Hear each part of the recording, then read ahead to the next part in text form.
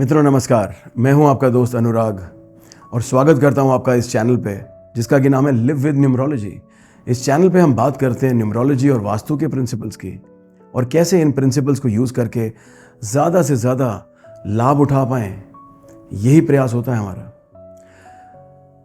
दोस्तों, इस वीडियो में एक थ्योरेटिकल टॉपिक लेके आया हूं आपके लिए, that we should try to understand vastu.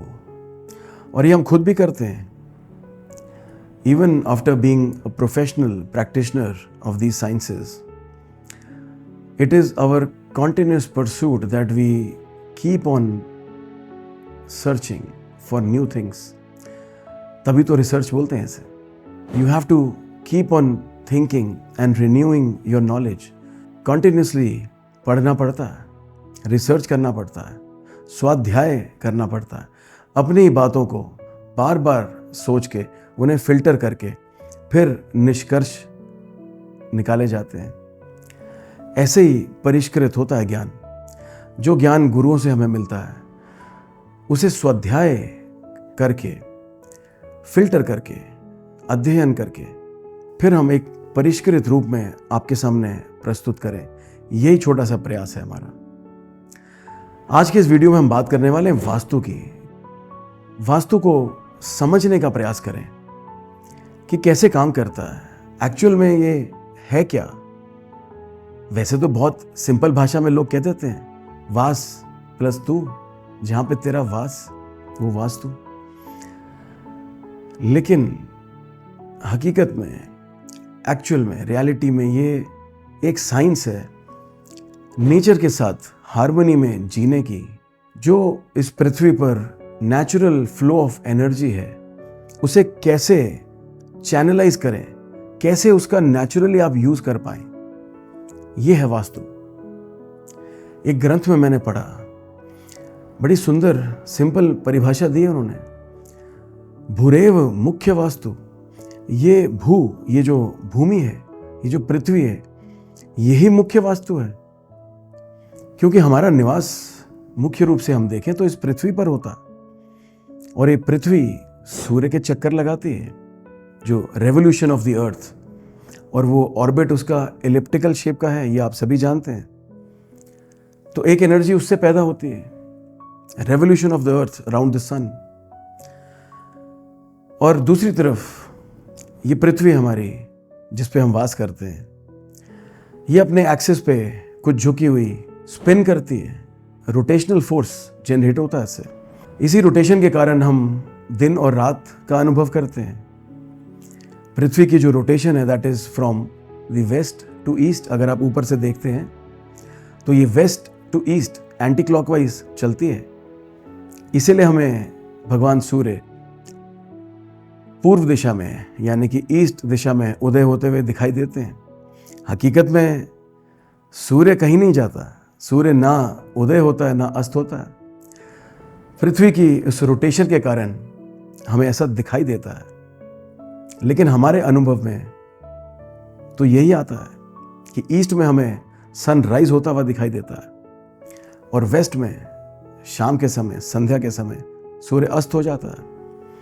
तो एक एनर्जी तो रेवोल्यूशन से पैदा हुई और एक ये रोटेशनल एनर्जी, फिर जिसे हम प्रातःकाल कहते हैं, भगवान सूर्य के दर्शन होते हैं, उनकी एक एनर्जी फ्लो करती है। भगवान सूर्य की अपनी तो हीट एनर्जी है ही, रोशनी की उनकी एक एनर्जी है जिसे हम लाइट कहते हैं।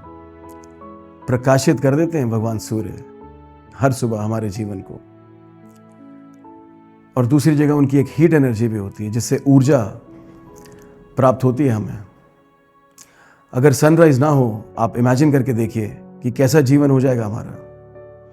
निष्प्राण हो जाएंगे हम, एनर्जी नहीं रहेगी शरीर के अंदर। प्राण वायु जिसे हम कहते हैं वो सूर्य की वजह से बह के आती है हमारे शरीर तक। अब देखिए, प्राण वायु का शब्द निकला। भगवान सूर्य देव हैं एयर फ्लो के। सूर्य की गर्मी के कारण जब हवा गर्म होती है तो वो राइज करती है और दूसरी हवा उसकी जगह लेने के लिए आती है। इसी कारण से एयर का फ्लो चलता है इस धरती पर। देखिए कितनी सिंपल बातें हैं ये, और ये सब बातें हमने जूनियर स्कूल में पढ़ी होती हैं, लेकिन हम भूल जाते हैं। तो वास्तुशास्त्र जिसे हम समझने का प्रयास कर रहे हैं, ये कोई रॉकेट साइंस नहीं है। ये एक बड़ी सिंपल सी विधा है कि जो भी एनर्जीज फ्लो कर रही हैं, चाहे वो ग्रेविटेशनल फोर्सेस हो, हीट की एनर्जी हो, लाइट की एनर्जी हो, या कोई मैग्नेटिक फोर्स है, कोई इलेक्ट्रोमैग्नेटिक फोर्सेस जनरेट होती हैं दो चीज़ों के टकराव से, जैसे बादल टकराते हैं, बिजली पैदा होती है, वो भी एक एनर्जी है। ऐसी कई प्रकार की एनर्जीज फ्लो करती हैं हमारे चारों तरफ। यह अलग बात है कि हम बहुत सारी एनर्जीज को देख नहीं पाते, उन्हें महसूस नहीं कर पाते, लेकिन इसका मतलब ये नहीं होता कि वो है नहीं, वो हैं और प्रभावित करती हैं हमारे जीवन को। इन एनर्जीज के अलावा और क्या है हमारे पास? हमारे पास दिशाएं हैं। अब जैसे ईस्ट में हमने बात करी that the sun rises in the east, तो ईस्ट से इन द मॉर्निंग एक पर्टिकुलर टाइप की एनर्जी आपको मिलती है। वो जो सवेरे की सनलाइट होती है वो पॉजिटिव एनर्जी देती है, ऊर्जा देती है आपको। और वहीं पे जब वो सन सेट होता है वेस्ट में, तो वो जो एनर्जी होती है, उस वक्त की जो हीट होती है, वो आपसे सही नहीं जाती, वो हमें बर्न करती है। तो हम कहेंगे कि वो एनर्जी इतनी पॉजिटिव नहीं है हमारे लिए। अभी ये दिशाएं आ गई आपके पास, ईस्ट और वेस्ट, ऐसे नॉर्थ और साउथ। इन दिशाओं में और इन एनर्जी के नेचुरल फ्लोज को आप कैसे चैनलाइज करते हैं, कैसे बैलेंस करते हैं, और मुख्य रूप से हम अपनी बात कर रहे हैं। ये एनर्जीज तो फ्लो करती रहेंगी, हम अपने घर की ओरिएंटेशन, अपनी खुद की ओरिएंटेशन, हम किस तरफ फेस करते हैं, दैट इज इंपॉर्टेंट। इसीलिए घर की फेसिंग इंपॉर्टेंट है, लेकिन उससे भी ज़्यादा इंपॉर्टेंट है आपकी खुद की फेसिंग। आपकी घर की दिशा कुछ भी हो, लेकिन आप तो ईस्ट की तरफ मुख करके बैठ ही सकते हैं ना। देखिए ये प्रयास है मेरा, मैं आपके साथ शेयर करते करते खुद भी सीख रहा हूं। तो ये एक बड़ी सिंपल सी बात है कि सभी दिशाओं में कुछ ना कुछ एनर्जीज फ्लो करती हैं, कहीं जाके वो ठहर भी जाती हैं। हमें उन्हें पहचानना है और उनका ठीक ठीक यूज़ करना है अपने जीवन को अलाइन करने के लिए, अपने जीवन को बैलेंस करने के लिए। इसे तो सुख कहते हैं। जब एक बैलेंस जीवन हम जी पाते हैं, वही तो सुख है। एक्सट्रीम्स में तो हम परेशान रहते हैं। अगर बहुत ज़्यादा सर्दी हो जाए तो भी हम परेशान, बहुत ज़्यादा गर्मी होती है तो भी हम परेशान हो जाते हैं। बैलेंस इज़ द की, और बैलेंस ही ढूंढना चाहिए। जब हम वास्तु की भी बात करते हैं, हमारे टीचर ने हमें सिखाया, you should never look for perfection, look for balance. तो इन एनर्जीज को, इन दिशाओं को कैसे ठीक से यूज करें आप, यही है वास्तुशास्त्र। आने वाले वीडियोस में विस्तार से ज़रूर चर्चा करूंगा कि हर दिशा का क्या अपना महत्व है, क्या गुण है, किस तरह की एनर्जी फ्लो करती है। एनर्जी फ्लो की तो हमने बात मोटे तौर पे कर ही ली है आपके साथ।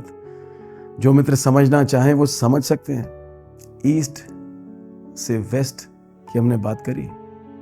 भगवान सूर्य का बहुत गहरा प्रभाव होता है। तो इन एनर्जी के फ्लोज को पहचान के इसे यूज करना ही वास्तुशास्त्र है। मैं समझता हूं कि थोड़ी सी क्लैरिटी शायद मैं आज दे पाया आपको कॉन्सेप्चुअली वास्तु को समझने में, दिशाओं की, एनर्जीज की, कैसे उन्हें हार्नेस करना है, कैसे उन्हें बैलेंस करना है, कैसे अपने प्लॉट को एनर्जाइज करते हैं, क्या रेमेडीज होती हैं वास्तु दोषों की। आने वाले वीडियोस में इसकी बात ज़रूर करूंगा आपके साथ। इस चैनल के साथ जुड़े रहें, इसे सब्सक्राइब ज़रूर कर लें। नमस्कार।